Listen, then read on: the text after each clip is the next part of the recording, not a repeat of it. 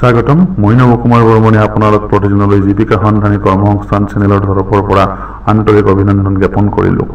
আমাৰ চেনেলযোগে নিয়মিতভাৱে নিবনুৱাসকলৰ বাবে চৰকাৰী তথা বেচৰকাৰী খণ্ডৰ নিয়োগ সম্পৰ্কীয় বা বাতৰি, স্বনিয়োজন সম্পৰ্কীয় তথ্য, নিয়োগ নিশ্চিত পাঠ্যক্ৰম আদি ভিডিঅ'ৰ মাধ্যমেদি প্ৰদৰ্শন কৰা হ'ব। আপোনালোকে নিয়মিতভাৱে আমাৰ এই ভিডিঅ'সমূহ পাই থকাৰ বাবে চেনেলটো ছাবস্ক্ৰাইব কৰি লোৱাৰ লগতে বেলৰ ছবিটো ক্লিক কৰি এনেবল কৰি ল'ব লাগিব। লগতে ভাল লগা ভিডিঅ'বোৰ লাইক কৰি কমেণ্ট বক্সত আপোনাৰ মতামত লিখিব।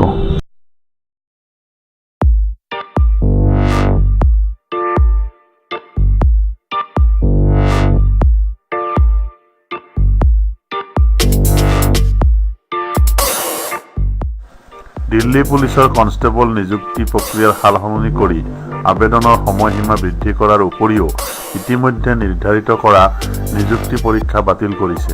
তাৰোপৰি প্ৰাৰ্থীৰ বয়স আৰু মেডিকেল মানদণ্ডৰ সালসলনি কৰিছে। আগতে প্ৰকাশ কৰা বিজ্ঞাপন অনুসৰি আবেদনৰ শেষ তাৰিখ যোৱা 30/10/2018 ইংৰাজী তাৰিখে উকলি গৈছিল। ইতিমধ্যে আবেদন কৰা প্ৰাৰ্থীসকলক শাৰীৰিক সহনক্ষমতা আৰু জোখমাক পৰীক্ষা অৰ্থাৎ PENMTৰ বাবে প্ৰৱেশ পত্ৰ প্ৰেৰণ কৰিছিল। এই সম্পৰ্কত আমাৰ চেনেল যোগে দিল্লী পুলিচৰ কনষ্টেবল নিযুক্তিৰ বাছনি পৰীক্ষাৰ সময়সূচী শীৰ্ষক ভিডিঅ' এটা প্ৰচাৰ কৰা হৈছিল। কিন্তু এই পৰীক্ষাৰ সময়সূচী বাতিল কৰি আগতে প্ৰকাশ কৰা বিজ্ঞাপনটোৰ কিছু সালসলনি কৰি পুনৰ আবেদনৰ সময়সীমা বৃদ্ধি কৰিছে। সালসলনিসমূহ তলত দিয়া ধৰণৰ: আবেদনৰ সময় অহা 15/12/2018 ইংৰাজী তাৰিখৰ দিনৰ 2 বজালৈ বৃদ্ধি কৰিছে। অসংৰক্ষিত পুৰুষ প্ৰাৰ্থীৰ ঊৰ্ধ্বতম বয়স 21 বছৰৰ পৰা 25 বছৰলৈ বৃদ্ধি কৰিছে।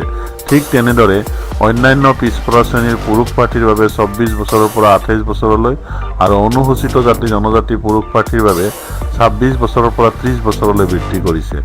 21/11/2018 ইংৰাজী তাৰিখৰ পৰা হ'ব লগা PENMT অহা 2019 ইংৰাজী বৰ্ষৰ জানুৱাৰী মাহৰ প্ৰথম বা দ্বিতীয় সপ্তাহত অনুষ্ঠিত কৰিব। ইতিমধ্যে প্ৰেৰণ কৰা প্ৰৱেশ পত্ৰসমূহ বাতিল কৰি পৰৱৰ্তী সময়সূচীমতে নতুন প্ৰৱেশ পত্ৰ পুনৰ প্ৰেৰণ কৰিব। ইতিমধ্যে আবেদন কৰাসকলে পুনৰ আবেদন কৰিব নালাগে।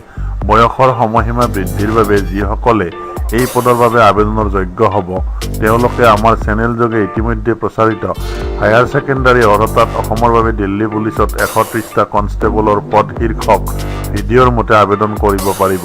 মাত্ৰ ইয়াত প্ৰকাশিত সালসলনিখিনি তাৰ লগত সংযোজন কৰি ল'ব লাগিব। এই ভিডিঅ'টোৰ লিংক তলৰ ডেছক্ৰিপশ্যন বক্সত দিয়া হ'ল। বুজি পোৱাত কিবা অসুবিধা হ'লে কমেণ্ট বক্সত লিখিব পাৰে।